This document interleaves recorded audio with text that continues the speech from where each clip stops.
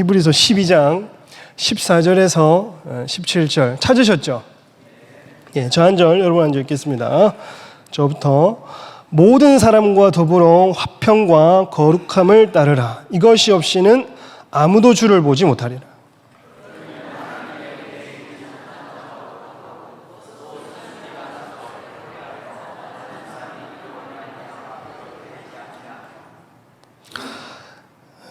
음행하는 자와 혹 한 그릇 음식을 위하여 장자의 명분을 판 에서와 같이 망령된 자가 없도록 살피라.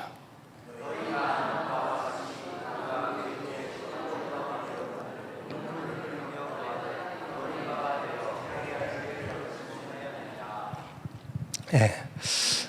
따라해 주시면 감사하겠습니다. 추구해야 할 것들과 조심해야 할 것들, 추구해야 될 것들과 이 조심해야 될 것들. 이게 사도 바울이 또 바울이 입에 붙어서 히브리서를 누가 쓴지 또 모르죠. 저작 미상의 누군가. 이 히브리서를 쓰면서 12장 이 본문을 쭉 훑어내려 가다 보면 뭐 짧게 하겠습니다. 이거 앞에 길게 얘기하는 거 뭐 그렇게 중요하지는 않습니다. 12장 4절에서 13절에 보면 박해받는 디아스포라 성도들에게 이 히브리서는 전체적으로 이제 회람된 서신이죠. 성도들에게 믿음의 경주를 끝까지 달릴 것을 얘기를 합니다. 그렇죠?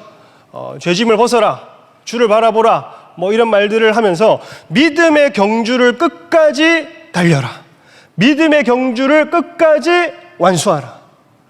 그 가운데 이제 좀 강력한 구절 중에 하나는 너희가 죄와 싸우되 뭐하기까지? 피 흘리기까지 죄를 대적하고 죄의 본성을 누르고 살되 너희가 피 흘리는 것처럼 그렇게 집요하게 싸우고 살지는 아니한다. 그렇게 하지 아니하면 하나님 아버지께서 이 경주 가운데에 징계를 하시는 때가 있는데 그것은 낙심을 하시게 하기 위함이 아니라 징계는 곧 이 믿음의 경주를 온전히 완주하고 결승선에 골인할 수 있도록 유익을 주기 위해서 아버지의 징계가 때때로는 피 흘리기까지 싸우지 않는 죄의 타성에 젖어 있는 성도들에게 아버지의 징계는 사생아가 아니라는 증거요, 하나님이 사랑하셔서 그 나라의 출발을 시작했다면 그 나라의 끝까지 들어가게 하기 위하여서 하시는 징계가 따른다. 이렇게 얘기를 하면서 오늘 이 본문은 그러던 중에 본문은 14절 끝에 누구를 보지 못할까요? 주를 보지 못하리라. 그러니까 마라톤 경주의 이 믿음의 경주를 비유하였다면 주님을 보는 것은 거의 이제 결승선에 탁 막바지된 어떤 이 경주의 연장선으로 보셔야 됩니다. 12장 전체를 믿음의 경주의 연장선인데 14절에는 이 경주 가운데에 죄를 벗고 주를 바라보고 죄와 피 흘리기까지 싸우고 때때로 우리에게는 그 죄의 본성을 누르고 살지 않을 때에는 죄에 머물 때에 하나님 아버지의 징계가 있다. 너만 이렇게 열심히 뛰지 말고 다 같이 공동체가 힘있게 달려나가야 함에 있어서 마지막 결승선에서는 우리의 상급 되시는 예수님이 우리를 바라보고 기다리고 계십니다. 할렐루야. 주님이 우리의 상급 되시고 주님이 우리의 상 되시고 그래서 주님이 우리를 두 팔 벌려 믿음의 경주 마지막 지점에서 우리 한 사람 한 사람 교회를 기다리고 계시는 거죠. 그 주님이 기다리고 있기 때문에 주를 뵈지 못하는 자들이 있다. 뭐하는 것? 거룩함, 화평함과 무엇이 없이는? 거룩함과 화평함 없이는, 이것이 없이는 주를 보지 못한다 얘기를 하는 거예요. 히브리서에서 경고성 메시지는 이 본문 이후로는 이제 없습니다. 이후에 마지막 경고성 메시지. 그러니 정말 이 믿음의 경주에 막바지에 하는 경고성 메시지인 겁니다. 마라톤으로 치면 한 41.19km 가운데에 30km에서 이 35km 사이를 데드 포인트라고 얘기를 해요. 가장 힘든. 그래서 너무나도 지치고 힘들고 죽을 것만 같은 이 사점이 딱 도는 포인트를 30km에서 35km. 그 이 데드 포인트에서 요 고비를 딱 넘기면 이상하게 힘이 생기고 다시 완주할 수 있는 막바지 힘이 북돋고 막 샘이 생기는데 이걸 이 세컨드 윈드라고 얘기를 한다고 해요.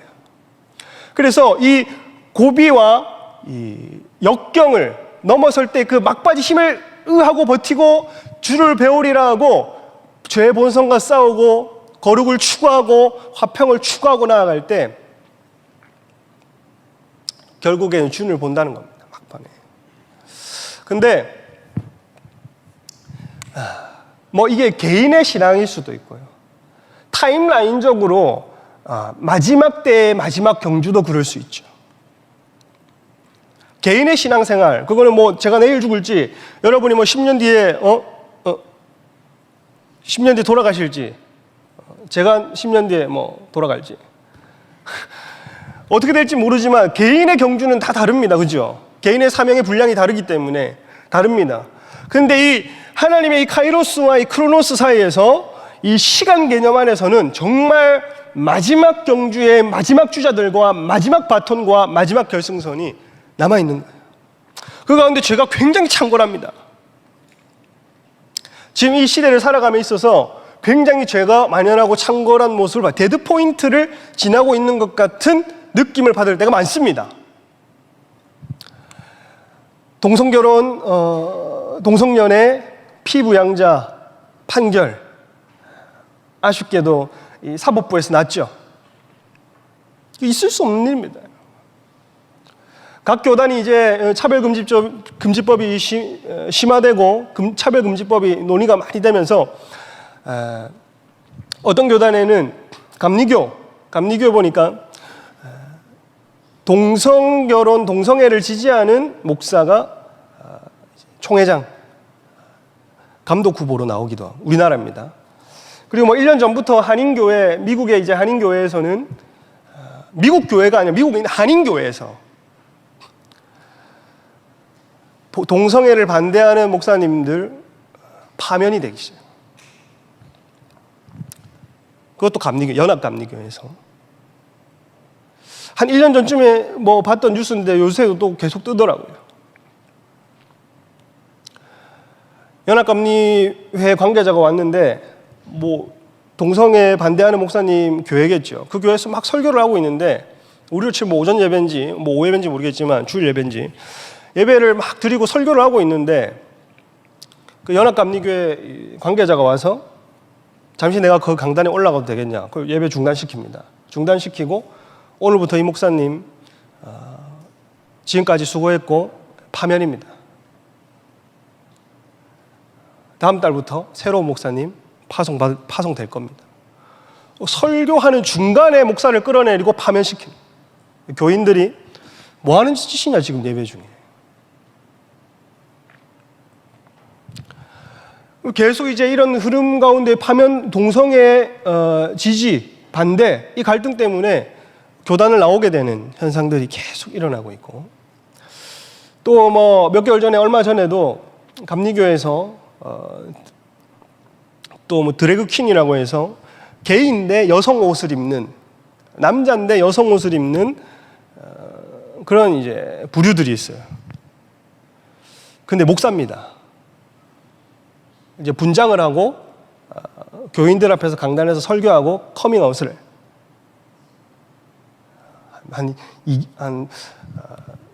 이게 그죠.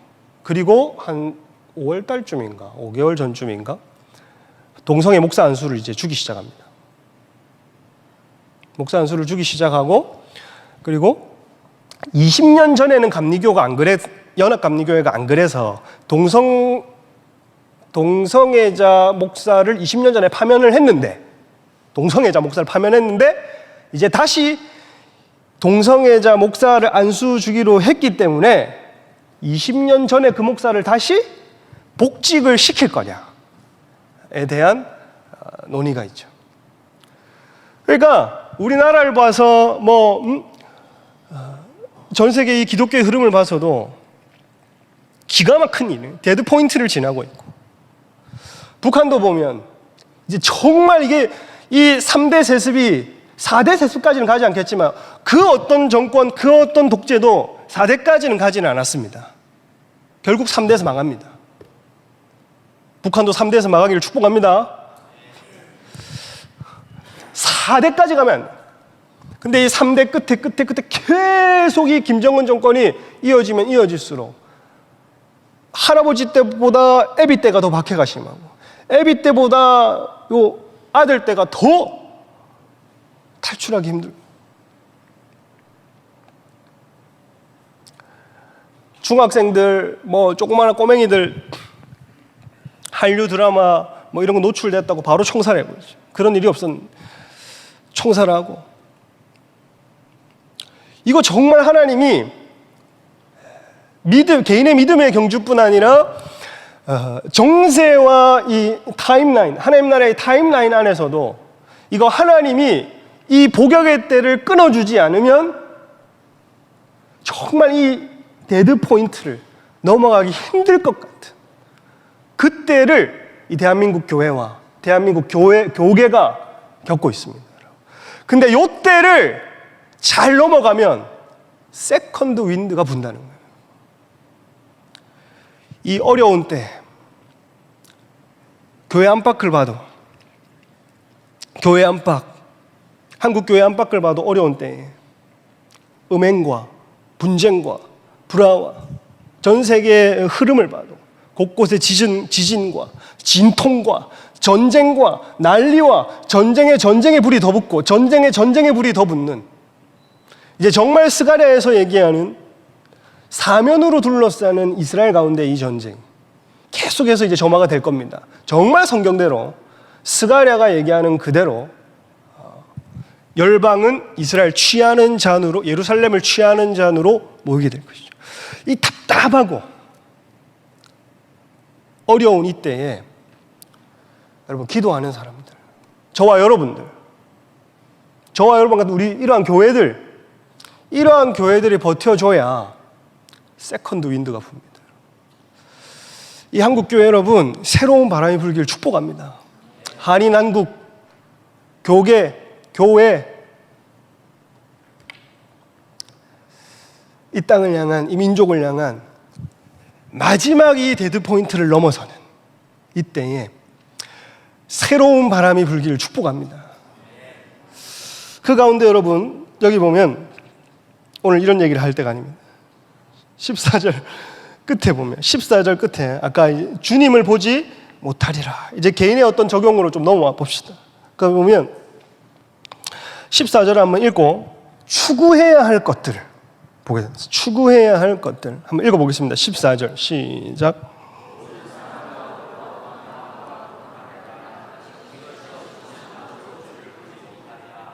모든 사람과 더불어 무엇과 무엇을 따르라고요? 화평함과 거룩함을 따르라. 따라해주시면 감사하겠습니다. 화평과 거룩은 필수 사항이지 선택사항이 아니다. 절대 성도에게 거룩과 화평은요, 필수 사항이지 선택이 아닙니다. 왜냐하면 이건 주를 보냐 못 보냐의 문제에 달려있다는 거예요. 필수입니다.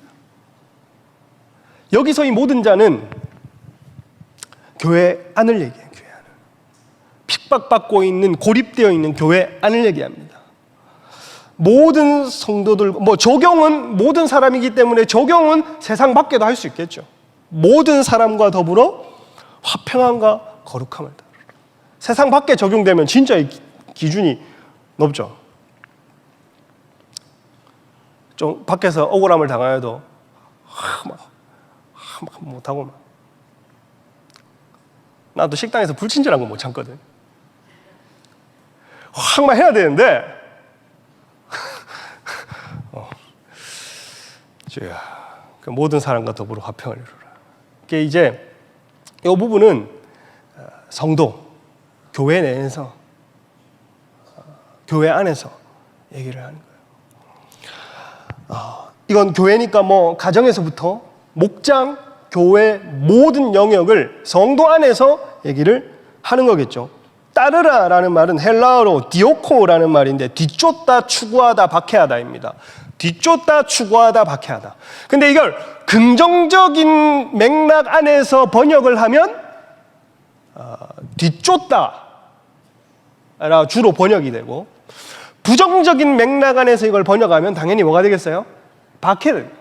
그럼 이거는 지금 전체적인 이 흐름에 따라서는 뒤쫓다 아니면 추구하다로 번역을 해야 되는데, 여기서는 이 추구하다가 좀 더 맞겠어요. 이 긍정과 부정 사이에 박해, 성도를 박해하는 맥락, 그리고 성도가 어떤 목적을 가지고 뒤쫓는, 하나님 나라를 뒤쫓는 맥락, 이 사이에서 무엇을 추구할 거냐, 무엇을 우리는 선택할 거냐, 그것을 우리는 거룩과 화평을 추구한다는 겁니다. 두 가지를 추구하고, 마지막 이 데드 포인트에서 무엇으로 버텨야 되는? 화평, 박해하다, 뒤쫓다, 추구하다인데, 추구하다로 추구하는데 처음에 뭐를 얘기를 하냐면, 여기 보면 화평이다. 화평은 헬라어로 에이레네라는 말인데, 이게 히브리 어디서 가져왔겠어요? 샬롬에서 가져왔어요. 샬롬에서 왔어요. 그래서 평화가, 이 작게는 이스라엘이 샬롬이라고 하는 평화는 보세요, 여러분. 군인들로부터 높은 지위에 있는 사람부터 저기 하층민들까지 다 샬롬합니다. 어떤 특권층이 인사하는 게 아니라는 거예요. 그건 샬롬의 영역이 굉장히 넓은 영역인데, 좁게는 하이, 안녕할 때 이 안녕이 샬롬이, 안녕, 샬롬, 우리의 개념 뭐 이런 비슷하다 보면, 작게는 그냥 평안을 비는 정도로 시작해서 전쟁이 없고 다툼이 없는 상태, 요거를 또 샬롬, 화평이라 얘기를 하고, 또 더 나아가서는 어떤 욕구와 기대와 만족, 이거를 다 충족되어지고 꽉 찬 상태를 샬롬이라 얘기해요. 근데 세상이 주는, 이 로마가 주는 이 팍스라고 하는, 팍스 로마나 할 때 이 팍스도 평화를 얘기를 하는데, 이건 절대 하나님 나라에 비할 수 없는 겁니다. 이 팍스 로마나 할 때 이 팍스는 로마 제국이 주는 평안인데, 그 당시에 이렇게 얘기를 했어요.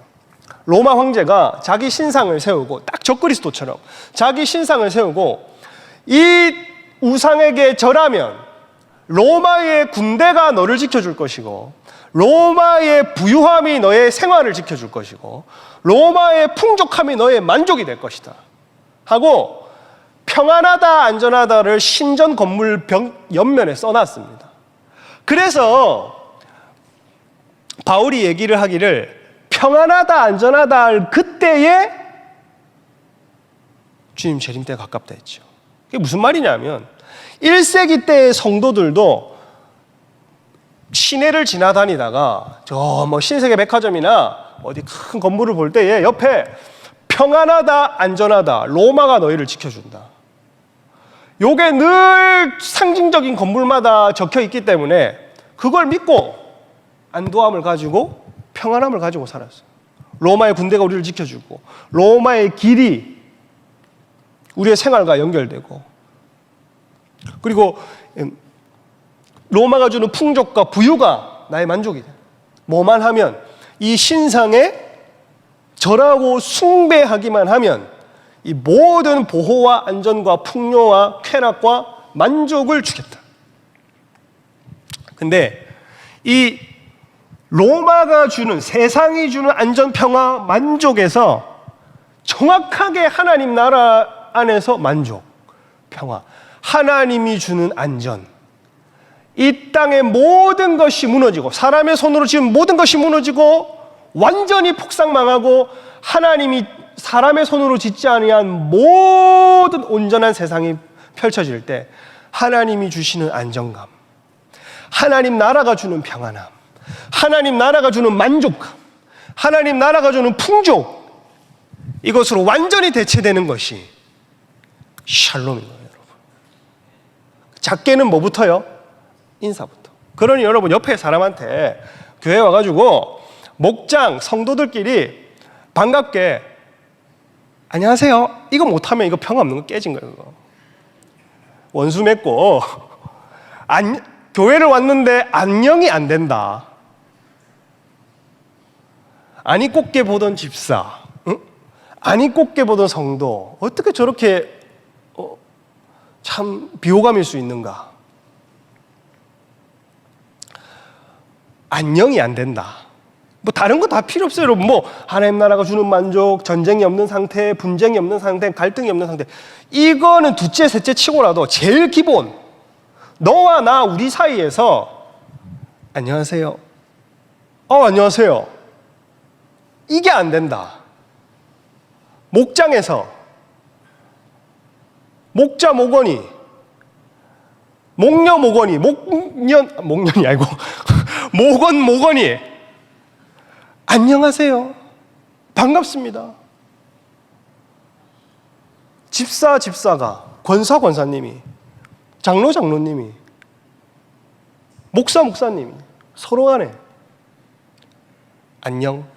안녕하십니까? 이게 안 되면 이게 뭐냐면 선택사항이 아니라 필수사항입니다. 저 사람 얼굴을 보기 싫어 정도가 아니라 주의 얼굴을 보지 못하는 연결되어 있다는 거예요.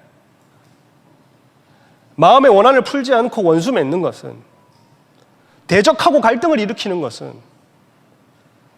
나 저 마음에 안 들어가 아니라 그 마음을 가지고 있는 상황이 주를 보지 못, 그 마음을 벗어버려야 돼요.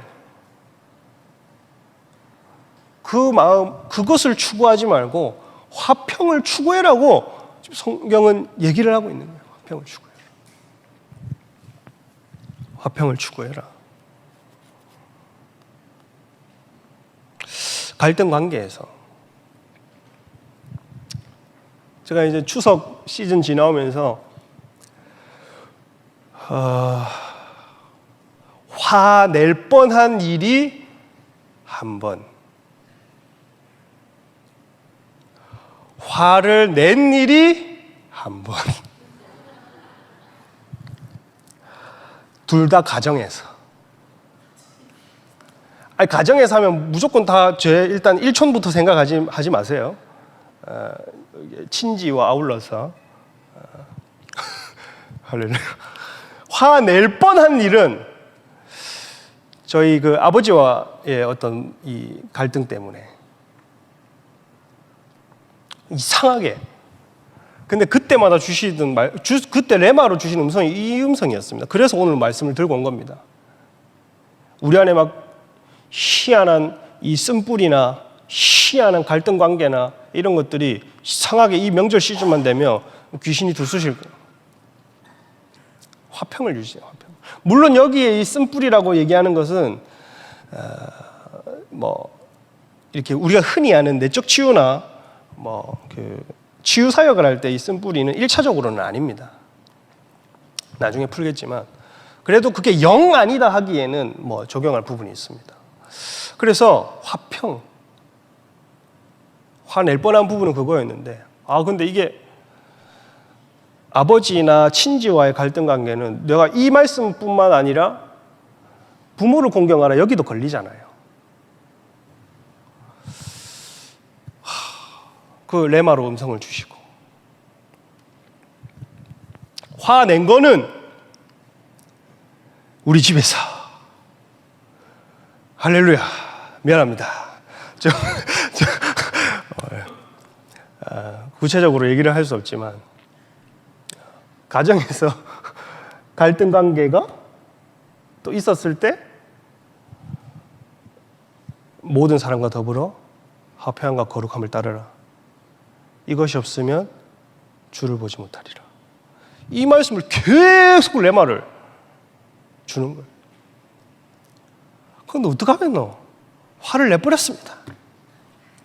근데 회개하고 화해를 했는데, 근데 화평, 모든 사람과 더불어 여러분, 가정 안에서, 교회 안에서, 목장 안에서 어디서든지 간에 이거 들쑤시고 모든 사람과 더불어 어떻게든 화평을 추구하고 살아야지. 그게 선택사항이 아니라 필수인데 들쑤시고 다녀서 안 됩니다.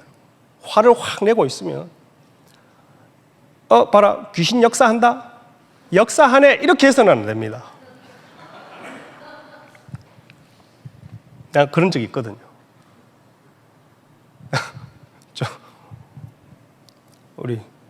저희 아내한테 화내지 마라. 역사한다 지금. 역사한다. 역사하고 있는 거야. 그렇게 했더니 뭐 역사 이렇게 되잖아요. 그러고 그 다음에 제가 확 화낼 때에 정말 똑같이 불은 불을 덮는다고. 여보, 지금 사로잡혀 있어요.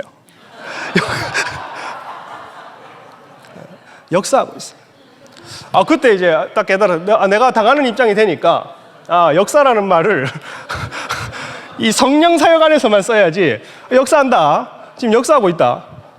이거를 당하는 입장이 되니까 이거 다시는 그 누구에게도 쓰면 안 되겠다. 이거 발작 버튼이구나.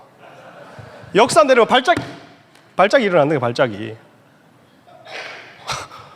모든 사람과 더불어 화평함을 추구하라 하는데 그것이 명절에는 가정이든 이게 이상하게 이게 역사한다니까요. 요 시즌에 친지든 교회든 목장이든 왜 화평을 깨뜨리는 존재들이 있는가?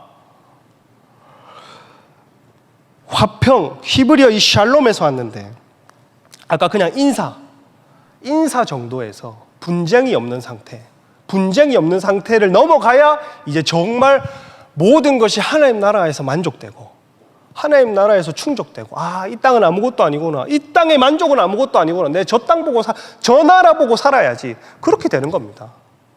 팍스는 로마 제국이 숭배하는 안정과 보호, 로마 제국을 숭배할 때 나타나는 안정과 보호인데 바울, 또 자꾸 히브리서를 놓고 자꾸 바울이라 습관이 돼가지고 바울이 아닌데 저자가 얘기하는 것은 로마 제국에서 평안하다 안전하다 그거 믿지 말고 이 세상에 평안하다 망하는 이 꼴을 봐야지. 동성애 때문에, 북한 문제 때문에, 전쟁과 난림과 난리의 소문 때문에, 지진과 기근 때문에 모든 주님 재림이 다가올 만한 조건이 다 된 이때에 세상이 점점 성경대로 망해가는 걸 봐야지. 첨단과 문명과 문화와 만족, 쾌락과 세상이 주는 가치와 이런 걸로 인해서 안전, 만족, 그냥 안일 이걸 느껴서는 결코 안 되는 겁니다. 여러분, 화평을 추구하시기를 축복합니다. 두 번째는 뭐냐 하면 본문에서 거룩 얘기하면 뭐가 딱 떠올라요? 죄 없는 상태를 생각하시는데 그렇게 해서는 안 됩니다. 죄 없는 상태. 왜냐하면 지금 이 사람들은 죄 문제 해결은 이미 지나갔습니다. 그렇죠? 이 사람들은 예수를 믿은 사람들이기 때문에 죄 문제 해결이 예수 그리스도를 믿음으로 말미암아 지나간 사람들인데 이건 기본이고 여기서 거룩은 뭐냐 하면 세상 사람들이 추구하지 않는 삶인데 그게 뭐냐면 이겁니다, 여러분. 여기서 거룩은 뭘로 봐야 되냐면 따라서 끊임없이 지속적으로 주님을 찾는 삶. 이게 왜 거룩이냐 하면 여러분 거룩은 굉장히 유니크한 것이고 구별된 것이죠. 이 말은 무슨 말이냐면 똑같이 세상이나 성도나 죄를 짓습니다. 근데 양심이 작용해서 똑같이 죄책이 뭔지 도덕이 뭔지는 세상과 성도 다 압니다.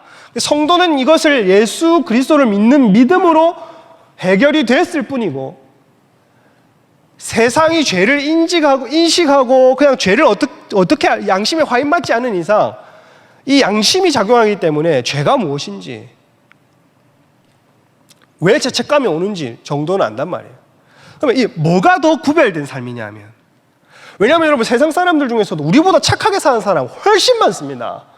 그렇잖아요. 우리보다 선하게 사는 사람 많습니다. 그냥 죄 상태에서 벗어난 이런 정도로 거룩을 얘기하는 게 아니라 세상 사람들은요, 아무리 착한 사람, 상대적으로 착한 사람이라 할지라도 예수님 안 찾습니다, 여러분. 그게 죄인 겁니다. 성령님 안 찾습니다, 여러분. 그게 죄인 겁니다. 예수를 믿지 않습니다. 그게 죄인 겁니다, 여러분. 가장 완벽한 은혜를 주셨는데 그걸 받아들이지 않는다. 그게 죄인 겁니다, 여러분. 그래서 우리의 거룩은 뭐냐 하면 주님을 찾고 주님을 두드리고 끊임없이 주님을 추구하는 삶이 완전히 세상과는 다른 삶인 겁니다. 구별되고 완전히 나누어진 삶입니다. 그래서 모든 사람과 더불어서 화평을 추구해라. 그리고 거룩을 추구해라. 모든 사람과 함께, 원어에는 함께, 더불어가 아니고 함께 화평을 그리고 거룩을 추구해라. 서로서로. 여기서 여러분, 이것이 없이는 주를 보지 못하리라 할 때에 이 보다라는 말이 호라오라는 말인데, 이 단순히 보는 것을 블레포, 그냥 단순히 보는 것, 인식하는 것을 넘어서, 단순히 그냥 보는 것을 넘어서 이 호라오는 인식하고 마음으로 보는, 그러니까 마음으로 동하여진 그 어떤 믿음의 눈, 영적인 시야, 인식하고 주님을 알아보는. 우리가 주님 얼굴을 모르잖아요, 여러분. 주님, 여러분 항상 뭐 백인의 예수님이 머리 이렇게 돼가지고 수염 이렇게 되신 분만 아는데, 그거 예수님의 진짜 얼굴이 아니잖아요. 근데 얼굴을 보지 않음에도 불구하고 우리는 친밀하게 주님을 믿습니다. 근데 이 호라오라고 하는 것은 그런 눈인 거예요. 그런 눈. 내가 주님을 얼굴과 얼굴로는 보지 않았지만 내가 지금 그러지 않아도 내가 주님을 아는 것처럼, 믿음으로 아는 것처럼, 그것이 보면 이것이 없이는 주를 보지 못한다는 말은, 거룩과 화평이 없이는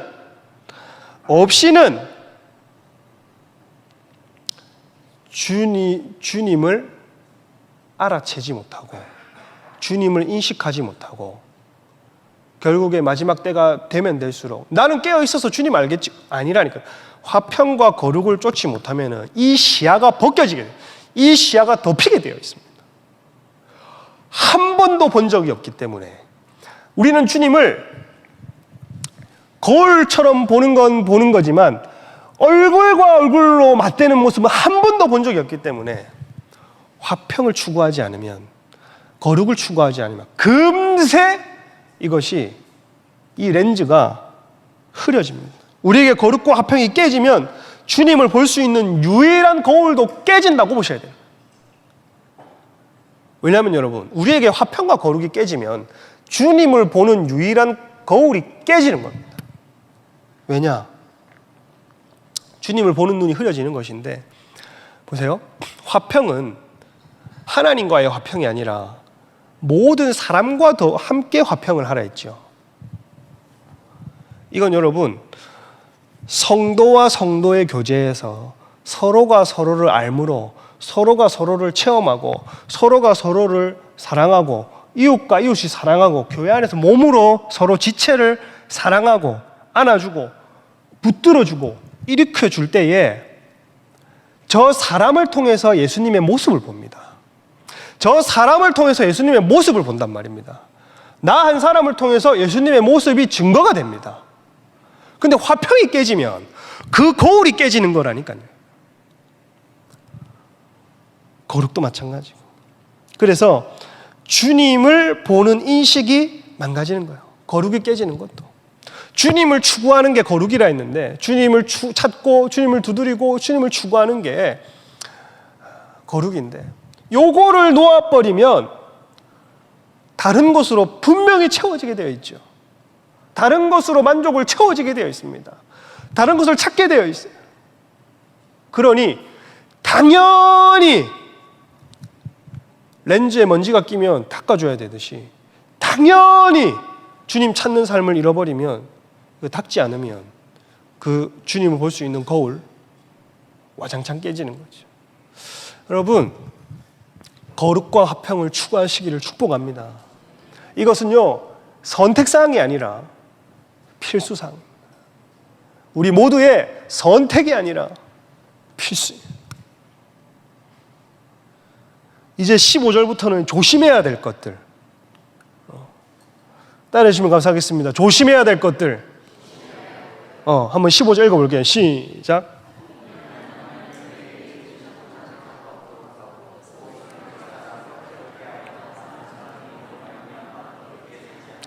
왜 조심해야 될 것들이냐면 여기 15절에 보면 은혜에 이르지 못하는 자가 뭐 하도록 하고, 그리고 밑에 보면 더럽게 되지 뭐하게 하며 않게 하며, 그리고 16절에 보면 뭐 하도록 살피라 되어 있습니까? 끝에 없도록 살피라. 그러니까 없도록, 더럽지 않게, 또 없도록. 그러니까 뭔가를 주의하고 조심하고 살피고, 이런 뉘앙스로 교훈을 주고 있는 거죠. 여기 보면 하나님의 은혜 많은 사람이 없도록 하라고요. 하나님의 은혜에 많은 자가 없도록, 이르지 못하는 자가 없도록. 하나님의 은혜는 주의 얼굴을 보고 영원히 안식으로 들어가는 겁니다. 이게 은혜라고 해서 뭐 다 그냥 간섭으로 맥락 없이 해석하면 안 되고, 은혜가 분명히 간섭이지만 이 맥락 안에서는 저자가 뭘 얘기를 하냐면, 성도는 믿음의 출발을 했고 영원한 안식으로 들어갈 거라 얘기를 했습니다. 영원한 안식으로. 우린 저 나라로 들어갑니다. 영원한 안식으로 들어가요. 그리고 주님의 얼굴을 보는 때, 아까 앞 구절만 봐도 주님의 얼굴을 본다고 얘기를 해요. 그러면 이 은혜는 뭐냐 하면, 주님의 얼굴을 보고 영원한 안식으로 들어가는 그때에, 히브리서 전체적인 맥락 안에서 이 은혜는 그 영원한 나라로 들어가는 그때지요. 그때 이르지 못하는 자가 없도록 하고는, 여기 없도록 하고는 없도록 주의하라 이 말입니다.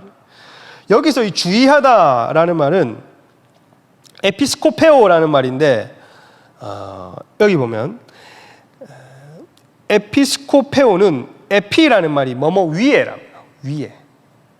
그리고 스코페오 살피다 이렇게. 그러면 위에서 살피다. 위에서 살피다. 은혜에 이르지 못하는 자가 없도록 위에서 이렇게 쭉 살피는 건데, 이게 뭐냐면 내려다보라는 겁니다. 내려다보. 먼저 뛰는 사람도 뒤처진 자가 없는지, 거룩에 넘어지거나 화평에 넘어지는 자가 없는지 뒤돌아보고 끌어주고, 또 주저앉은 자가 없는지 굽어 살펴 일으켜주고, 공동체 이러한 것들을 하라는 거죠. 그리고 이르지 못하는 이라는 말은 부족하다라는 말이에요. 부족하다. 스페레오라는 말인데 현재 분사입니다. 지금 부족한데, 따라서 하나님의 은혜로부터 부족한이라면 완료형이 되기 때문에 모자라는 이렇게 번역하면 좋을 것 같아요. 모자라는. 은혜로부터 모자라는 사람이 없도록 서로 살펴주라. 그리고 어떤 뿌리가 나는 거예요? 모자가 없도록 하고, 쓴 뿌리가 나서 괴롭게 하여 많은 사람이 이로 말미암아 뭐 하게 된다고요? 더럽혀지지 않게 하라. 쓴 뿌리는 이런 겁니다. 1차적으로는 교회 안에서 거룩과 화평을 깨는 사람들, 뭐 거짓 교사나 뭐 거짓 선지자나 아니면 성도 가운데서 세속된 사람들이 계속 주님을 추구하지 못하게 만들고, 그리고 서로 간의 화평, 분란을 일으켜서 조장하고, 다툼을 유발하고, 다툼을 기인하고, 이간질하고, 이런 것들이 요 쓴뿌리라는 요 첫 번째 적용입니다.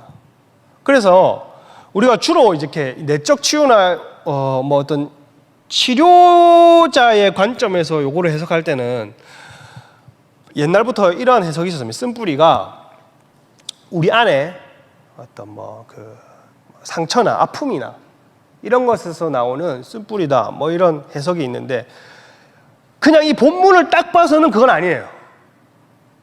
근데 또 그건 왜 너 전혀 아니다고 할 수 있는 게, 전혀 아닌 건 아니라고 할 수 있는 게 뭐냐 하면, 제 생각에 교회를 분란하게 하고 교회를 넘어뜨리고 가라지짓하고 이런 것들이 마음이 온전해서 하겠어요?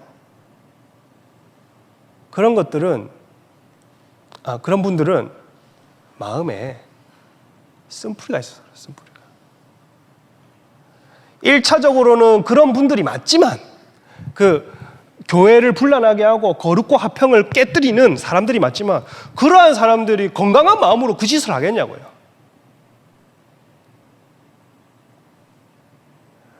아까 말했죠. 교회에서 안녕이 안 된다.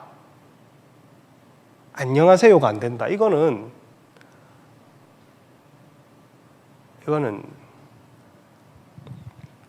아닌 겁니다. 어떤 경우에는 여기 쓴뿌리가 어떤 경우에는 아까 이 거룩이라고 했기 때문에 거룩이나 화평이나 이런 것들로 인해서 만약에 이걸 어떤 내적 치유나 치료 관점에서 보면 이 어떤 교회를 분란하고 이러한 사람들은 뭐가 있냐 하면 어렸을 때 어떤 성적 문제나 그리고 불화, 가정의 불화, 권위의 문제, 어떤 이런 거에 봉착됐을 때에 상처가 남아가지고 이 뿔이 박힌. 그래서 보면 여기 동사를 보면 나서, 쓴뿌리가 말고 쓴뿌리 뒤에 나서라는 말이 있죠. 나서. 개역개정에는 단순하게 그냥 나서 이렇게 되어 있는데 헬라어에는 뭐라고 되어 있냐면 위로, 아노라는 말, 위로라는 말이랑 피오라는 말, 자라서. 쓴뿌리가 위로 자랐다. 그냥 난 게 아니고 옆으로 막 이래 난 게 위로 자라났다는 겁니다. 이 말은 쓴뿌리가 더 나아가 이 보면 괴롭게 하여 위로 자라는 이 쓴뿌리가 어떻게 했냐면 교회를 괴롭게 하고 어지럽히다. 이거 괴롭게 하다는 헬라어로 어지럽히다, 소란을 일으키다. 이 단은 히브리어 할라, 병들다에서 왔습니다. 그러니 이러한 요란과 소동을 일으키는 화평을 깨고 거룩을 깨는 사람들, 세속된 마음으로 사람 신앙생활 잘하고 있는데 끄집어내가지고 세속으로 이끄는 사람들, 성도와 성도 간의 화평을 깨는 사람들, 질서 안에서 화평을 깨는 사람들, 직분자와 직분자 사이에서 모반하고 갈등을 일으키는 사람들, 이러한 사람들은 여기 보면 괴롭게, 어지럽게 하다, 소란을 일으키다. 그래서 교회를 병들게 한다는, 병들게.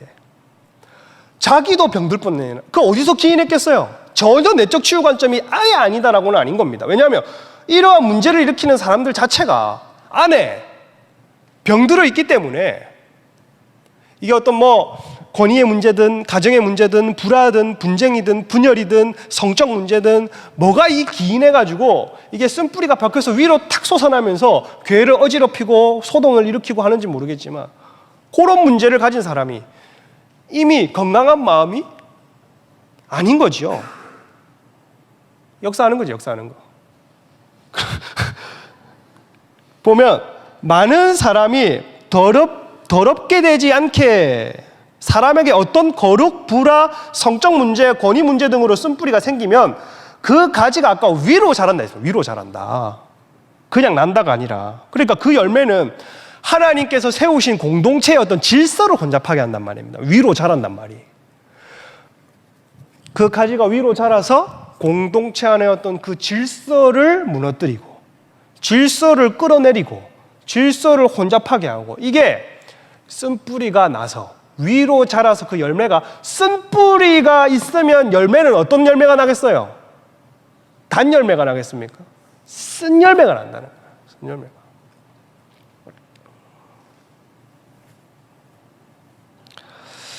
그래서 여기 보면 더럽게 되지 않게 하다 이렇게 되어 있는데 그 열매가 하나님께서 세우신 공동체와 어떤 그 질서 안에서 자기 안에 이 상처와 비슷한 환경, 어떤 비스무리한 어떤 환경과 그 어떤 지점이 딱 정확하게 인지가 되면 쑥 올라오는 거예요. 쑥. 그래서 휘젓고 다니는 거죠. 그걸 어떻게 하느냐? 더럽게 되지 않게 하는 요 말이 다른 말로 뭐냐면 얼룩지지 않게 이렇게 번역해야 됩니다. 그러니 여러분, 우리는 교회를 분란하고 이렇게 하진 않겠지만 우리 안에 이런 마음이라도 있으면 이거 여러분, 주님을 보는 것과 안 보는 것이 연결된 문제이기 때문에 이거 주의해야 된다고 얘기를 하는 겁니다. 우리가 지금 당장 뭐 누구를 거룩해서, 나도 거룩을 쫓다가 넘어진 게 아니고 누구를 어떤 거룩 가르는 사람을 뭐 끌어당기는 것도 아니고, 또 내가 뭐 어떤 사람의 화평을 관계 이간질시키는 것도 아니고 화평이 깨진 상태가 아니더라도 마음으로부터 이런 것들이 계속 기인을 하면 이 쓴뿌리가 올라오지 못하도록 잡아내야 된다. 이거 해결해야 됩니다. 이거는 주를 보느냐 주를 보지 못하느냐의 문제예요. 여러분, 거룩과 화평을 따르시기를 축복합니다. 여기 보면 16절 읽어볼게요. 시작.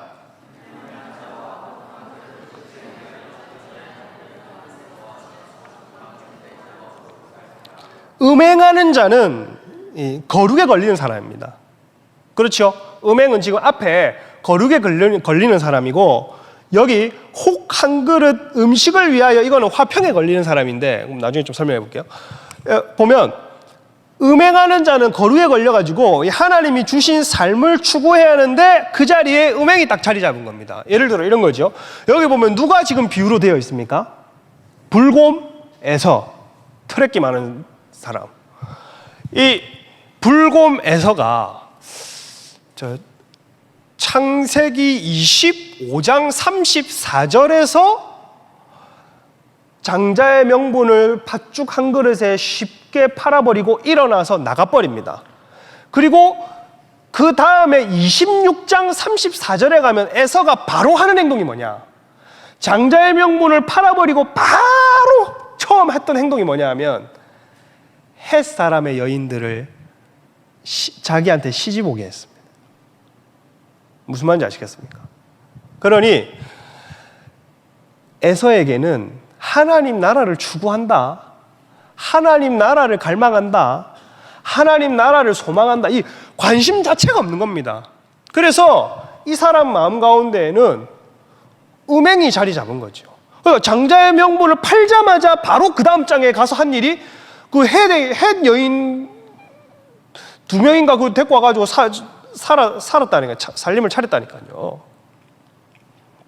그리고 보면 에서와 같이 망령된 자는, 망령됐단 말이 세속적인 사람, 이렇게 보시면 좋을 것 같아요. 세속적인. 에서는 어떤 사람이라고요? 세속적인 사람이다. 하나님 나라에 무관심한 사람이다. 에서는 여기는 결국에는 화평에 걸립니다. 왜냐하면 결국에 세상은 절대 따라올 수 없는 하나님의 평안과 화평을 누가 주냐면 장자의 명분과 장자의 축복권, 그리고 이 장자의 명분으로 누릴 수 있는 하나님 나라, 은혜, 사명 안에서 하나님이 주시는 평강과 화평과 은혜를 누리는데 이걸 버려버린 거예요. 버려버린 거. 그리고 세상으로 갔어요. 근데 한 그릇 무엇을 위하여요? 한 그릇 음식을 위하여. 한 그릇이면 괜찮아요. 한 그릇이면. 이게 무슨 말이냐? 한글 성경에는 한 그릇 먹었다 되어 있는데 헬라어에는 음식 하나라 번역을 할 수 있습니다. 그러니까 한 그릇이면 뭐 꽃배기를 먹었는지 사발을 드셨는지 모르겠지만 음식 주는 그 하나 때문에 장자의 명분, 오늘날로 치면 성도의 모임, 시온산에 앉아있는 장자들의 총회, 성도의 신분, 그리스도인의 신분, 이걸 근데 우리로 치면 나는 먹는 거는 좋아하지만 먹는 것 때문에 성도의 명분 안 팔아요, 그러실 거잖아요. 그죠?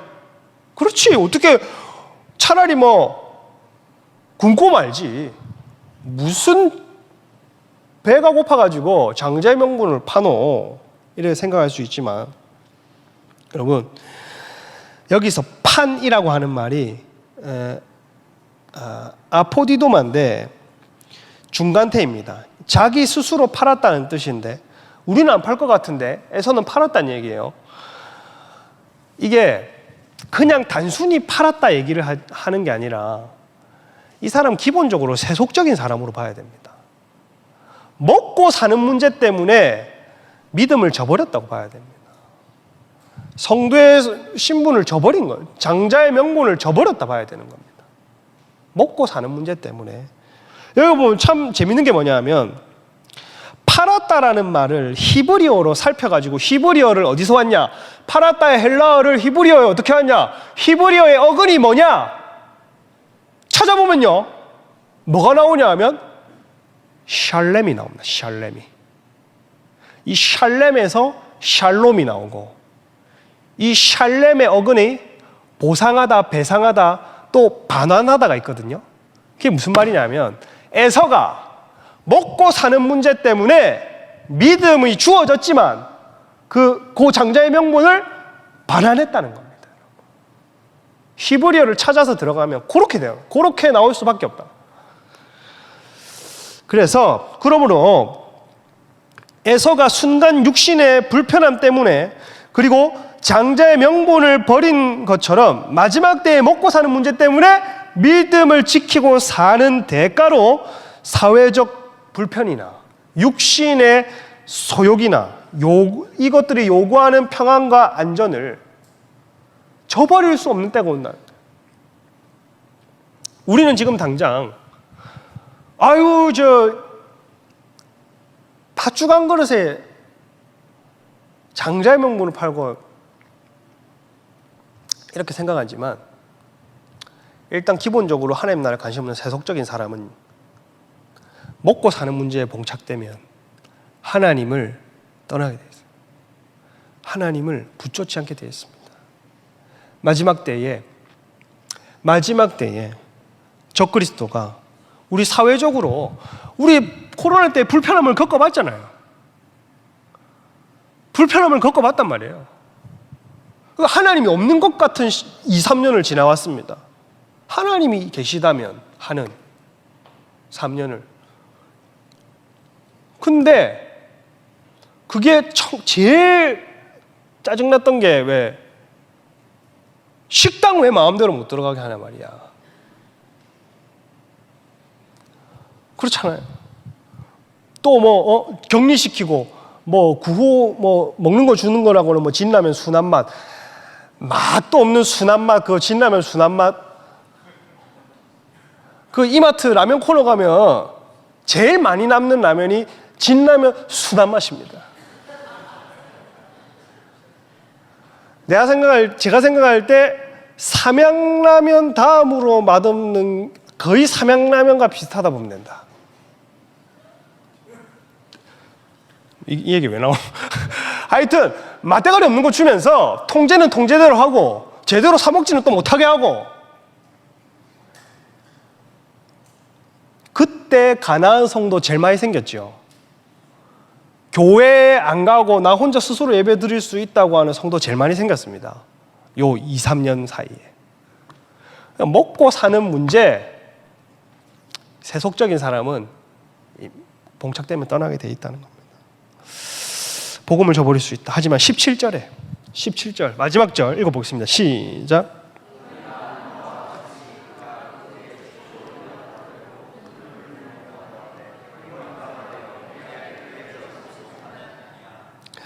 너희는 아는 바와 같이라는 말이 되어 있는데 왜냐하면 너희가 그 후에 그가 축복을 상속받기를 원하였으나 이건 제가 직역을 한 걸 한번 읽어드릴게요.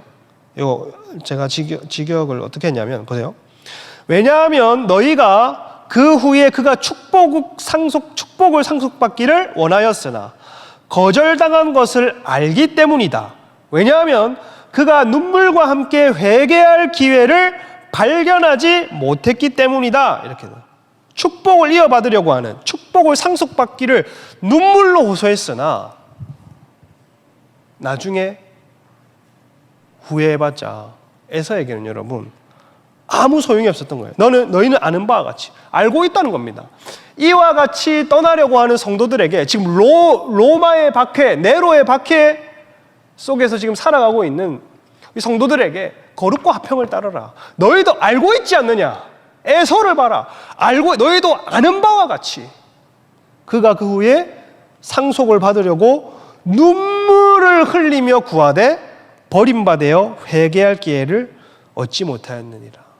어떤 사람은 이 회개할 기회를 이렇게 번역 안 하고 돌아올 그러니까 회개를 했다기보다 되돌릴 기회를 얻지 못하였다 이렇게 했습니다. 이 무슨 말이냐면 에서는 처음부터 회개할 마음이 없었고 그 장자의 명분을 빼앗겼다는 것 때문에 혼적으로 눈물은 흘리는데 분해서 눈물은 흘리는데 회개는 안 했다고 봐야 된다. 이렇게 보는 사람도 있습니다. 그 정도로 그랬다는 겁니다. 그래서 눈물을 흘리며 구하되 버림받아요. 거절당하여서 회개할 기회를 얻지 못했다. 그러니 여러분, 에서가 후회할 때는 늦은 겁니다. 에서가 결국에 여러분 이 이후에 어떻게 되냐면 아까 25장, 26장, 34절, 34절에서 음행을 함으로써 거룩도 못 지켰지만 화평을 깨는 자가 됩니다. 창세기부터 에돔, 저 선지자, 저 소선지자까지 가면 결국 하나님이 미워하는 민족, 하나님이 사랑하는 민족, 또 그 역사 가운데서 계속 반대편에 간간히 에돔 족속이 등장합니다. 야곱 족속을 대항하는. 물론 그 중에 믿음으로 돌아오는 사람도 있지만 주류는 계속 화평을 깨는, 분쟁을 일으키는, 깨는. 여러분, 오늘 말씀을 마무리하면서 두 가지를 얘기했습니다. 추구할 것들과 조심해야 될 것들. 우리는 우리 신앙의 이 마지막 지점, 주님의 얼굴을 보는 날이 가까우면 가까울수록 이 마라톤의 이 데드 포인트에서는 거룩을 추구하고 화평을 추구하는 것입니다. 그 이후에 저와 여러분 삶 가운데에 아까 말했던 이 사점을 지나가면 결국에는 마라톤의 이 30에서 35km를 딱 지나면 마라톤 경주하는 사람들 분명히 얘기를 한다고 하더라고요. 세컨드 윈드가 분다. 알 수 없는 힘이 생긴다. 마지막 때를 이길 힘이 생긴다. 여러분, 거룩과 화평을 추구하시다가 이 흑암의 때, 어둠의 때를 우리가 믿음으로 진보하고 쟁취하고 이겨나가면서 새로운 바람을 보시기를 축복합니다. 마지막 때에는 Great and Terrible이라고 하는 위대한 하나님 나라의 부흥도 있고 Terrible이라고 하는 아주 극악한 일들도 함께 진행됩니다. 여러분, 함께 저와 여러분 또 이 교회와 이 저희 몸된 지체들 위대한 일을 함께 보시기를 주님의 이름으로 축복합니다.